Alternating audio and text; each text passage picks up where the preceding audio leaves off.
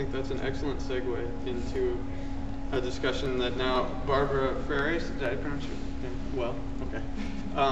She's going to give us, she is my ethics teacher, and I asked her to present because we've had some discussions in class that really talk about a lot of things about the nature of good and evil and so many other things, and I'm glad that she agreed to contribute to our discussion. So thank you.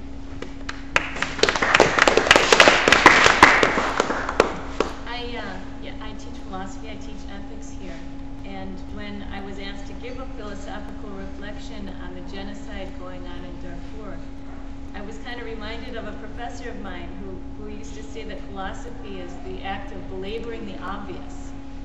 And I think what he meant is that things like being and good and truth and beauty seem rather simple. And yet when you reflect on them, when you belabor them, you find out that they're not that simple, that there's a lot to understand about them. Similarly, here, it seems rather obvious that what's happening in Darfur is very evil. I mean, it's clear. I have no particular expertise in the history or the politics that's going on there. Yet at the risk of truly belaboring the obvious, I thought I would like to reflect a bit on the horror that has caught our attention. There are, I think, three groups of people to consider with reference to what's going on in Darfur. First, I think it's helpful to look at those who are perpetrating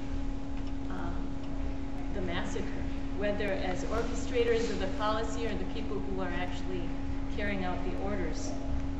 What's happening here is nothing other than extreme cruelty and brutality. Philip Halley, in a book, a philosopher, in a book called From Cruelty to Goodness, in which he considers the genocide in Nazi Germany, says that cruelty is a word that comes from the Latin crudus, which means very simply the spilling of blood. But he says modern dictionaries define it as disposed to giving pain, and emphasize not just the physical aspect of cruelty, but the consciousness of the victim. Cruelty involves the feeling of pain on the part of the victim. There's really no cruelty without that consciousness. There's mass murder in Darfur. There's rape. There's the burning of villages, the displacement of very large numbers of people. Who knows what other sorts of pain the people in Darfur are being subjected to. And in all of this, Halley would say, the maiming of a person's dignity, there's the crushing of a person's self-respect. All these people. Physical cruelty is clear, he says, but the depths of the understanding of cruelty lie in the understanding of human dignity and of how you can maim it even without bloodshed. The obvious questions regarding the perpetrators of these crimes would be, how could they do such things? How can people treat others this way? How can they fail to recognize the dignity of the other, another person? And in the last century, in the heart of the West, at the hands of Western powers, the world witnessed horrific genocide and the killing of innocent life. So it's interesting to just stop and wonder at the extreme cruelty that human beings in all parts of the world have shown themselves capable of. There have been some rather pessimistic philosophers, Thomas Hobbes for one, who viewed men as egoistically desiring their own self-preservation, who are not surprised when the beast in us shows itself. And Ivan in Dostoevsky's The Brothers Karamazov says this, people talk sometimes of bestial cruelty, he says, but that's a great injustice, an insult to the beasts, because a beast can never be so cruel as a man, so artistically cruel. Are we, as Thomas Hobbes and the social Darwinists would have it, simply advanced animals, having no spiritual side, no uniquely human dignity?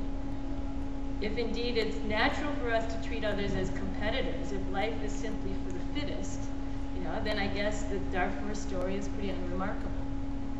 But I don't think any of us think this way. It's because we have a strong sense of the dignity of human beings that we shudder at the sight of people in Darfur being treated as non-persons. Viktor Frankl, reflecting on his own experiences in a Nazi concentration camp, considers this question as well. How can this happen? What can be the psychological makeup of people who do these kinds of things? And he says, first, there were sadists among the camp guards, and these were chosen to do the really bad work, the really dirty tasks. And second, he says that as years went on, and we think of as years go on with this conflict, the feelings of the majority of the guards, he says, were dulled by the brutal methods of the camp. And finally, he says there were good guards, and there were bad prisoners.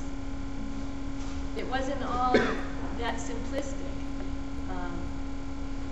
He saw human cruelty and kindness both among the SS and among the prisoners. And no doubt the situation in Darfur is probably more complex than we know. The next group of people that we considered would be the victims of the tragedy. What is happening to them? We know what's happening to them in physical